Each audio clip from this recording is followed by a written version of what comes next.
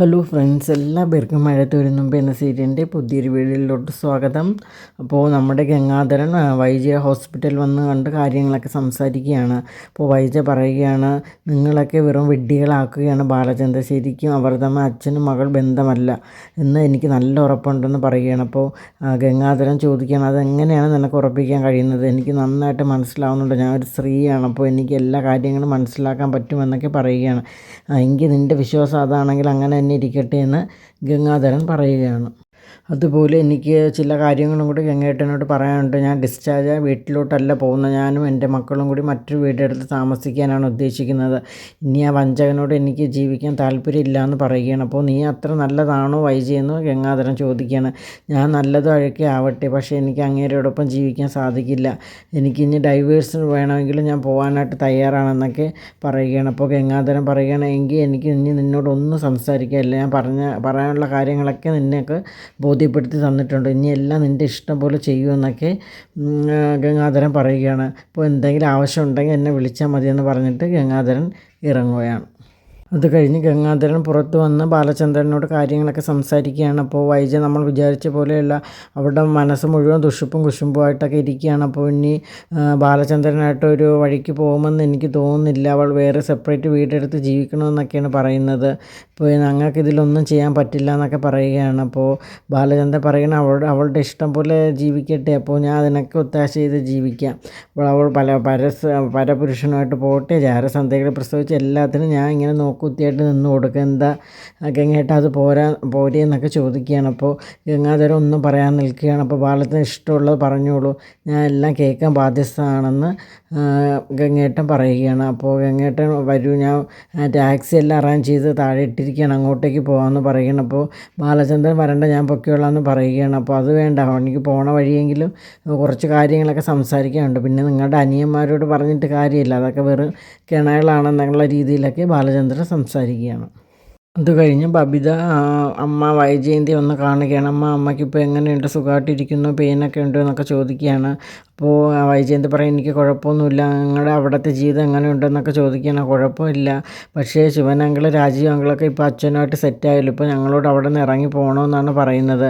അപ്പോൾ വൈജയന്തി പറയുകയാണ്, നിങ്ങൾ എങ്ങനെയെങ്കിലും ഞാൻ ഡിസ്ചാർജ് ആവണവരെ അവിടെ പിടിച്ച് നിൽക്കുക, അത് കഴിഞ്ഞിട്ട് നമുക്ക് വേറൊരു വീടെടുത്ത് താമസിക്കാം, ഇനി അലീനുള്ള ആ വീട്ടിലോട്ട് നമുക്ക് പോകേണ്ട ഒരാവശ്യമില്ലെന്ന് പറയുകയാണ്. അപ്പോൾ ബബിത പറയുകയാണ്, അവൾ അവിടുത്തെ ഇപ്പോൾ മഹാറാണിയായിട്ട് വാഴുകയല്ലേ, അവൾ അങ്ങനെ ജീവിക്കട്ടെ, അച്ഛന് അവൾ വശത്താക്കിയിരിക്കുകയല്ലേ, ഒപ്പം കൃഷ്ണമുളയും, അപ്പോൾ നമ്മളൊക്കെ അവിടെ ചെന്നിട്ട് വേറെ അധികപ്പറ്റായിട്ട് ജീവിക്കേണ്ടി വരുമെന്നൊക്കെ പറയുകയാണ് ബബിത. അപ്പോൾ അതിൻ്റെ ആവശ്യമൊന്നുമില്ല, ഞാൻ എല്ലാ കാര്യങ്ങളും തീരുമാനിച്ചിട്ടുണ്ടെന്ന് പറയുകയാണ്. നീ ഇനി കൂടുതൽ സമയം ഇവിടെ നിന്ന് അസുഖമൊന്നും വരുത്തണ്ട, ക്ലാസ് വെറുതെ കട്ട് ചെയ്യേണ്ടിയിരുന്നു എന്നൊക്കെ പറയുകയാണ്. അപ്പോൾ എനിക്ക് അമ്മയെ കാണാനുള്ള ആഗ്രഹം കൊണ്ടാണ് ഞാൻ വന്നതെന്നൊക്കെ പറയുകയാണ്.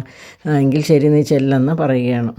എന്നിട്ട് ബബിത നേരെ ഹോസ്പിറ്റലിൽ ഇറങ്ങിയ ശേഷം ബോയ് ഫ്രണ്ടായ അമലിനെ കാത്തു നിൽക്കുകയാണ്. അമൽ വണ്ടി വന്ന് അവർ രണ്ടുപേരും കൂടി ബൈക്കിൽ യാത്ര തുടരുകയാണ്. എന്നിട്ട് ഒരാളൊഴിഞ്ഞ വീട്ടിലോട്ട് പോവുകയാണ്. അപ്പോൾ എന്നിട്ട് അവിടെ ആൾക്കാരൊക്കെ പുറത്തുണ്ടോ എന്നുള്ള രീതിയിലൊക്കെ ചുറ്റുപാട് നോക്കിയ ശേഷം കതക് അടയ്ക്കുകയാണ്. അപ്പോൾ അവർ സ്വകാര്യമായിട്ട് കുറച്ച് കാര്യങ്ങളൊക്കെ സംസാരിക്കാൻ, അവരുടെ പ്രണയം പങ്കുവയ്ക്കാനായിട്ടൊക്കെയാണ് അങ്ങോട്ടേക്ക് പോയത്. ബബിത 3.5 മണിക്കൂറായല്ലോ ഹോസ്പിറ്റലിൽ നിന്ന് ഇറങ്ങിയിട്ട്, ഇതുവരെ എത്തിയില്ലല്ലോ എന്ന് രോഹിത്തും നമ്മുടെ ഹരിശങ്കറും കൂടി സംസാരിച്ചുകൊണ്ടിരിക്കുകയാണ്. അപ്പോൾ വീട്ടിലും എത്തിയിട്ടില്ല, ഞാൻ കൃഷ്ണജ വിളിച്ച് ചോദിച്ചായിരുന്നു, അവിടെ അവൾ എത്തിയിട്ടില്ലെന്നാണ് പറഞ്ഞത്, എന്തോ ചുറ്റിക്കളിയുണ്ട്, ആ മുടിയനുണ്ടല്ലോ അമലുമായിട്ട് അവൾക്ക് എന്തോ ചുറ്റിക്കളിയുണ്ട്, അവൻ വെറും ഫ്രോഡാണ്, അപ്പോൾ എന്തെങ്കിലും ഇതിനൊരു തട ഇട്ടില്ലെങ്കിൽ നമ്മളെ കുട്ടിക്കാണ് പ്രശ്നം എന്നുള്ള രീതിയിലൊക്കെ ഹരിശങ്കർ സംസാരിക്കുകയാണ്.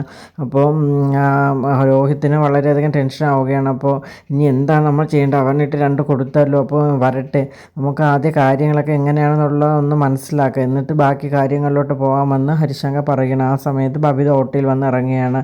അപ്പോൾ എന്നിട്ട് ചോദിക്കുകയാണ്, നീ എവിടെയായിരുന്നു ഇത്രയും നേരം, ഹോസ്പിറ്റലിൽ നിന്ന് ഇറങ്ങിയിട്ട് ഒരുപാട് സമയമായില്ലേ?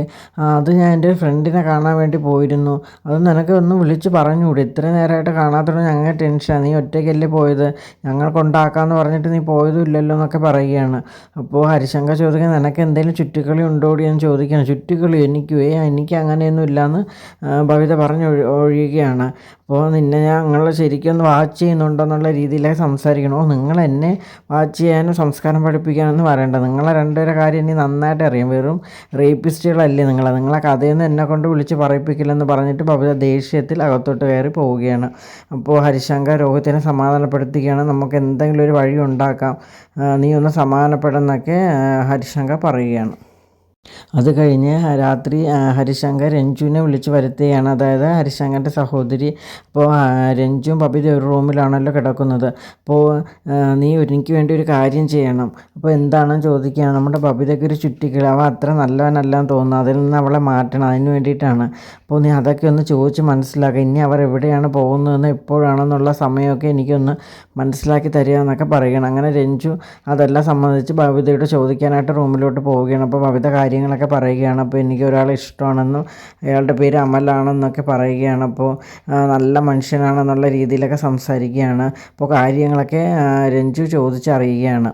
അപ്പോൾ ഇതോടുകൂടി ഇന്നത്തെ എപ്പിസോഡ് ഇവിടെ അവസാനിക്കുകയാണ്. അപ്പോൾ നിങ്ങൾക്ക് എൻ്റെ വീഡിയോസൊക്കെ ഇഷ്ടമാണെങ്കിൽ എൻ്റെ ചാനലൊന്ന് സബ്സ്ക്രൈബ് ചെയ്യുക.